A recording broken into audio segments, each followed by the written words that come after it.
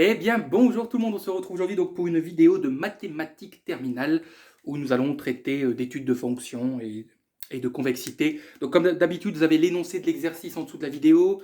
Donc en description, vous avez un lien, vous cliquez sur le lien et vous atterrissez immédiatement sur l'énoncé. C'est pas du tout un exercice type bac, c'est vraiment un petit exercice pour réapprendre ce qu'on pourrait appeler les bases. Okay, mais bon, les questions qui font partie de l'énoncé, là, que vous avez certainement déjà sous les yeux, ce sont des questions qui peuvent tout à fait tomber au bac. Ça, oui. Alors, donc là on est sur un entraînement. Donc on nous donne une fonction f de x définie sur R par 3x plus 1 exponentielle 2x plus 1 moins 1. Attention, hein, parce que le moins 1 n'est pas dans l'exponentielle. Attendez, je vois qu'il y a un petit... Hop là. Voilà. Alors, qu'est-ce qu'on nous demande? Première question, on nous demande d'étudier donc les variations de f sur R. Bon, la première chose pour étudier les variations d'une fonction, c'est de penser à déterminer la dérivée. Donc on y va. F' de x. Alors, on a quelle forme? Bon, le moins 1, on l'oublie. C'est bon. Oui, hop, on le met de côté. Ça fait 0. Ici, on a du u fois v. On va définir donc u comme étant 3x plus 1 et v comme étant exponentielle de 2x plus 1. On va donc déterminer u', ce qui fait 3, et v'. Alors, v', c'est la forme exponentielle u. Donc, c'est u', donc c'est la dérivée de ce qu'il y a. On va dire ça comme ça simplement. Hein. Vous savez que c'est une chaîne où on s'exprime simplement ici. Donc, vous dérivez ce qu'il y a à l'intérieur de l'exponentielle. Donc 2x plus 1, ça fait 2. Et vous recopiez l'exponentielle. Donc là, on a tout ce qu'il faut. F' de x égale donc u' v plus uv'.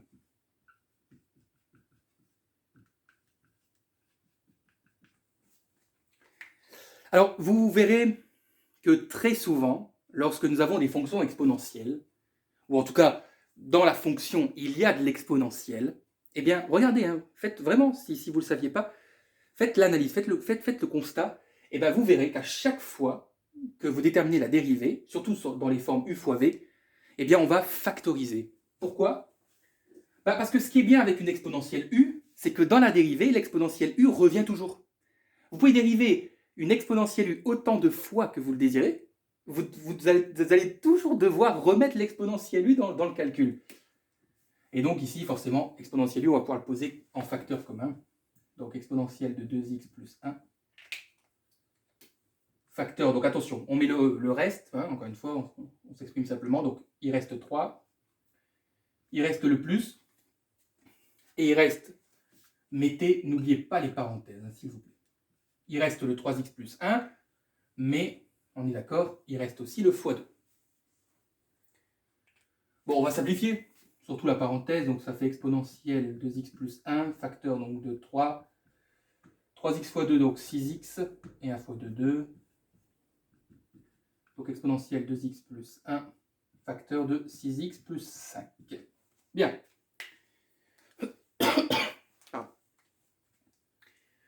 Une fois qu'on a déterminé la dérivée, qu'elle est bien factorisée, qu'elle est bien simplifiée, qu'est-ce qu'on fait avec? On étudie son signe. Alors nous avons un produit. Une exponentielle multipliée par une expression affine.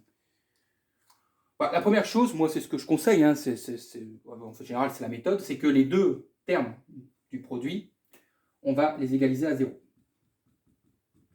Okay, donc on va résoudre deux mini-équations. Pourquoi? Parce qu'on a besoin de chercher la valeur de x pour laquelle ces termes s'annulent, pour pouvoir savoir quand ils sont positifs et quand ils sont négatifs. Bon, exponentielle n'est pas de problème, une exponentielle ne s'annule jamais. Et là, bon, on peut dire tout de suite que x égale moins 5 sixième. Bon, je m'adresse à la déterminale, donc pour vous, ça c'est facile. Donc je vais pouvoir faire quoi? Je vais pouvoir construire le tableau de signes de la dérivée, et donc du coup, le tableau de variation de la fonction f. Hein. Vous pouvez faire un seul tableau pour les deux, c'est pas grave. Alors, on travaille sur R, donc moins l'infini plus l'infini. Sur la première ligne, qu'est-ce que je mets? Et bien justement, sur la première ligne, je vais mettre les valeurs que je viens de trouver juste ici. Bon, il n'y en a qu'une, c'est moins 5 sixième. On met donc une ligne, on réserve une ligne pour un facteur. Donc une ligne pour exponentielle de 2x plus 1, une ligne pour 6x plus 5. Une ligne pour la dérivée totale, enfin la dérivée, et une ligne, mettez sur pause hein, si vous avez besoin de plus de temps pour recopier, et une ligne pour les variations de f de x. On trace un petit trait, hop, comme ça. Alors l'exponentielle, on sait qu'une exponentielle, c'est toujours positive. Ok. On sait que 6x, moins 5, 6x plus 5 s'annule ici, en moins 5 sixièmes. Bon, expression affine, donc signe de moins a avant, signe de a après. A étant égal à 6. Hein. Donc, plus, moins, plus, plus, plus. Et la dérivée, n'oubliez pas, elle s'annule aussi en moins 5 sixièmes, parce que si l'un des deux facteurs s'annule, bah, toute la dérivée s'annule, puisque ce sont des multiplications. Donc, hop, et hop. Alors, si on ne vous demande pas de déterminer les limites, en moins l'infini, en plus l'infini, ne le faites pas. Normalement, hein, si vous deviez le faire, on vous le dirait. Par contre, n'hésitez pas, hein, bon là on est sur un exercice d'entraînement, donc c'est pas très grave, mais n'hésitez pas à calculer ici f2 moins 5 sixièmes pour connaître le minimum. C'est bon. Je pense pas qu'on retire des points si vous mettez.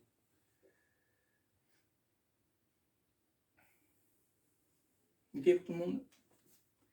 Vous mettez sur pause. Hein.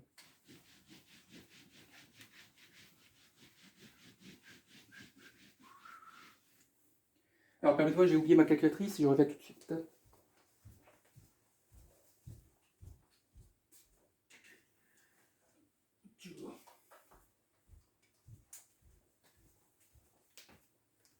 Alors doucement parce que hop, ça tremble un petit peu. Alors, question 2.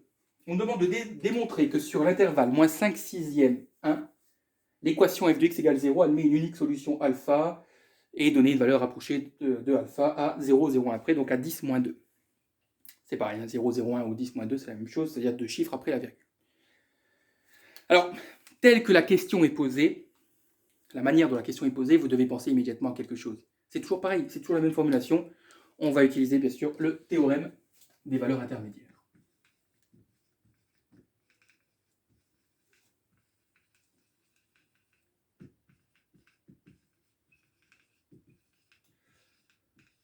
Alors, je n'ai pas fait avant, je n'ai pas la correction, donc on va le faire ensemble, justement, que ça va être amusant, hein, on verra bien. Alors, pour utiliser le théorème des valeurs intermédiaires, moi c'est comme ça que je fonctionne, nous avons besoin donc de trois informations. Alors, je mets juste l'intervalle. On est sur moins 5 sixièmes 1. Ouais. Bon, n'oubliez pas que moins 5 sixièmes, c'est justement la valeur par rapport à laquelle on change de variation. Alors, nous devons dire que f de x est continu. On va formuler après hein, la jolie phrase, mais d'abord, il faut que vous... Ça, c'est possiblement, vous pouvez écrire ça sur votre brouillon. Hein. Donc f de x est continu sur i. Deuxièmement, il faut donner le sens de variation, et un seul. Hein. Il ne faut pas dire f de x est croissante et décroissante. Non, sur l'intervalle sur lequel là, on s'intéresse, il faut que la fonction f de x n'ait qu'un seul sens de variation. Voilà, ça tombe bien, puisqu'on a dit que f de x était croissante sur moins 5 sixièmes 1. Donc f de x est croissante sur i. Bien. Et puis on va déterminer deux valeurs. On va calculer f de moins 5 sixièmes et f de 1. Donc faites-le en même temps que moi.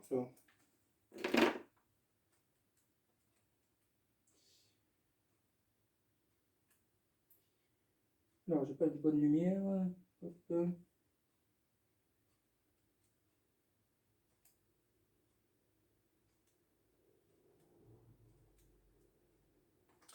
Et normalement, vous trouvez environ, hein, vous donnez des environs, moins 2,284. f de 1, ça sera plus rapide. Donc ça fait 4 exponentielle de 3 moins 1. Et ça fait environ 79,342. Soyez pas surpris hein, par l'évolution. Hein. on travaille sur des exponentielles, donc une exponentielle, ça croît très très vite. Hein.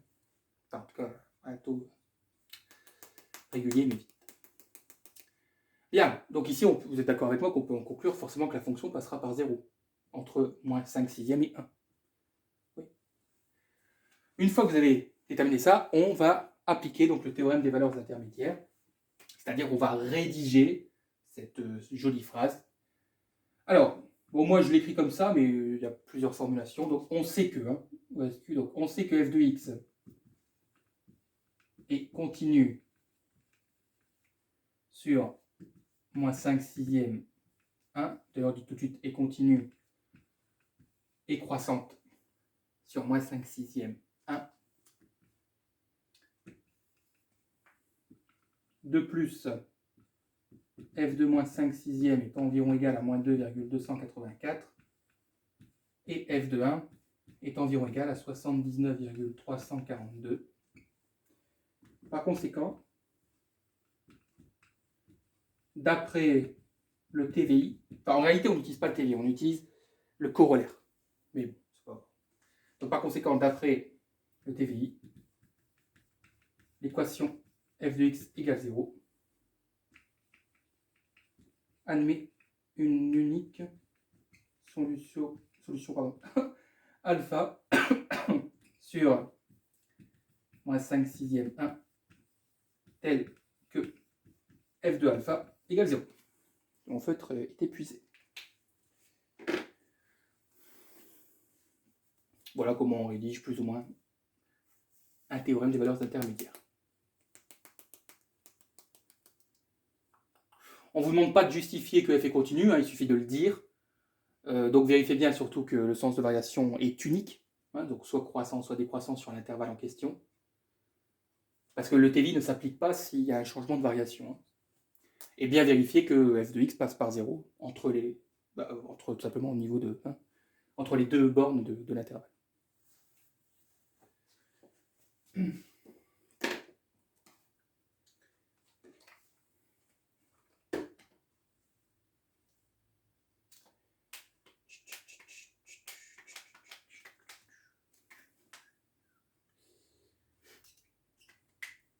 Ok, bon, mettez sur pause. Hein.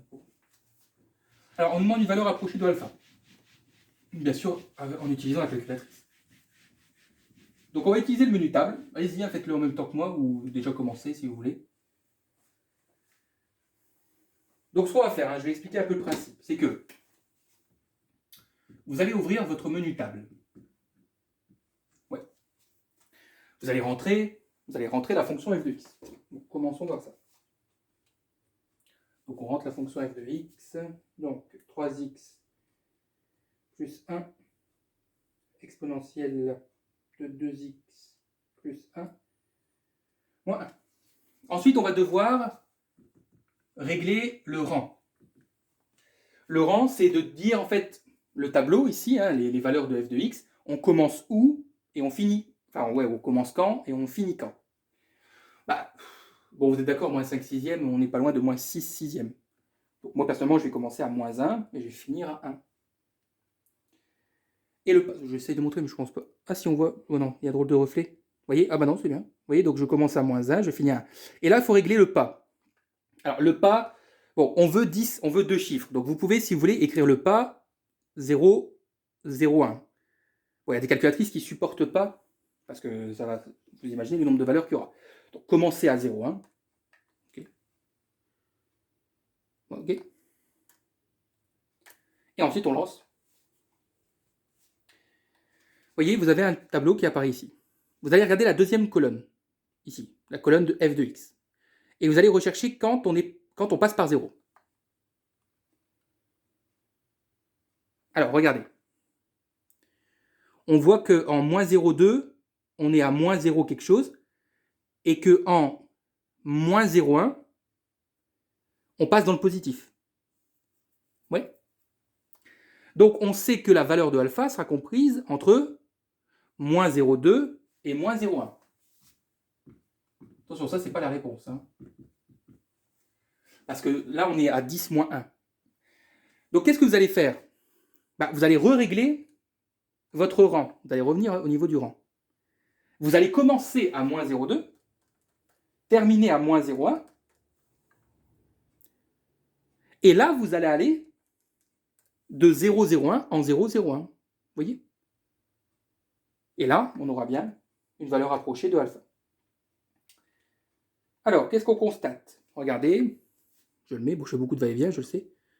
On voit que ici, on passe, donc la deuxième colonne, on passe par 0, enfin, on traverse, oui, la valeur, on traverse l'image 0 pour moins 0,17, moins 0,16.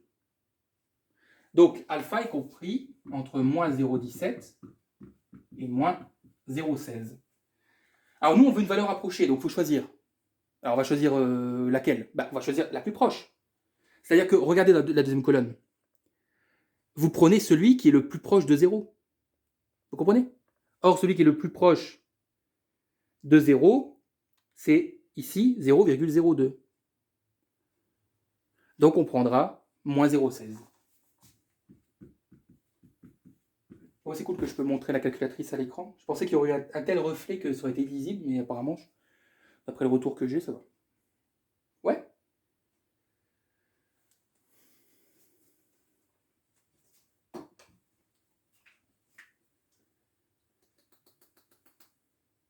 Alors, on nous demande d'en déduire dans la question suivante le signe de f de x. Bon, là, je pense que on est OK, hein, moins infini. Donc, oui, pourquoi? Parce que f de x est égal à 0 pour alpha. Ouais. Donc, pour cette valeur alpha, f de x vaut 0. Et on a dit que sur cet intervalle, f de x était croissante. C'est-à-dire qu'elle sera d'abord négative avant alpha et positive après alpha. Logique, hein, je pense. La fonction aurait été décroissante, ça aurait été l'inverse. Elle aurait été d'abord positive, puis négative.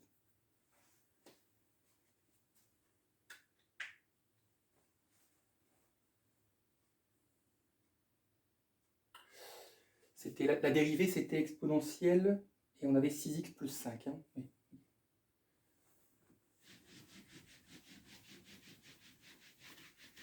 Alors pourquoi je dis ça? Parce que regardez la question suivante, on nous demande la dérivée seconde. Donc, on avait la dérivée exponentielle de 3x plus 1. 2x plus 1, autant pour moi. Et on avait facteur de 6x plus 5. Donc comme on veut la dérivée seconde, on va devoir dériver cette dérivée. Et donc cette fois-ci, on dérive ça. Donc comme tout à l'heure, on a du u fois v, donc on y va. Donc u' de exponentielle 2x plus 1 fois v plus u exponentielle 2x plus 1 multiplié par v', donc 6. Et vous avez vu, comme j'ai dit, comme tout à l'heure, on retrouve les exponentielles u, et donc on va pouvoir factoriser par exponentielle u, donc exponentielle de 2x plus 1, facteur de, attention parenthèse, 2, mais le 2 multiplie tout le 6x plus 5, et il reste le 6 là-bas. Donc exponentielle 2x plus 1, facteur de 12x plus 10 plus 6, exponentielle 2x plus 1, 12x plus 16. Good. Et on demande d'étudier la convexité de la fonction. Ça tombe bien, on a la dérivée seconde. Alors qu'est-ce qu'on doit faire avec cette dérivée seconde? Nous devons étudier son signe. C'est le signe de la dérivée seconde qui nous donnera la convexité de la fonction. Comme tout à l'heure, hein, on égalise les deux produits à 0. Bon, l'exponentielle, hop, le problème est réglé. Et 12x plus 16 égale 0. Donc x égale moins 16 douzièmes, ce qui fait donc moins 8 sixièmes, moins 4 tiers.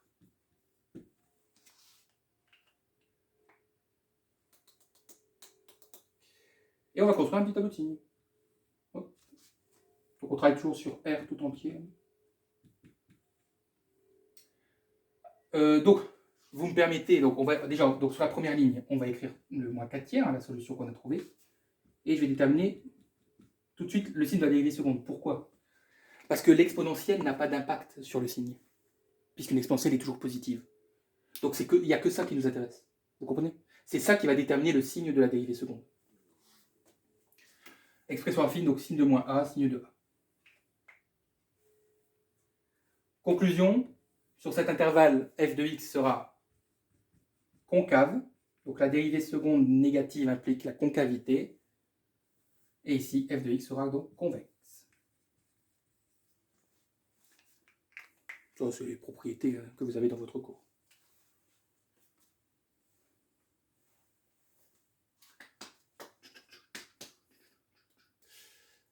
Alors regardez, on va tout de suite répondre à la dernière question. Hein. Ça s'enchaîne, puisqu'on nous demande est-ce qu'il y a des points d'inflexion. Un point d'inflexion, c'est justement le moment où la dérivée seconde s'annule. C'est ça la définition du point d'inflexion. On l'a fait juste au-dessus. On avait dit exponentielle, donc ça ne marche pas, il n'y en a pas. Et on avait dit là, oui, il y a un point d'inflexion pour x égale moins 4 tiers. Simplement. Il n'y a pas plus simple. Hein. Et comme on vous demande les coordonnées, pensez à calculer f de moins 4 tiers. Voilà, vous remplacez x dans la fonction f. Ne me remplacez pas x dans la dérivée seconde, hein, on sait que ça fait 0. Pensez bien dans la fonction f, et là vous aurez les coordonnées du point d'inflexion. Okay. Bien voilà, donc c'était un petit exercice d'entraînement rapide. Voilà, n'hésitez pas à liker, à vous abonner à la chaîne pour la soutenir, et puis on se retrouve très vite pour de nouvelles vidéos.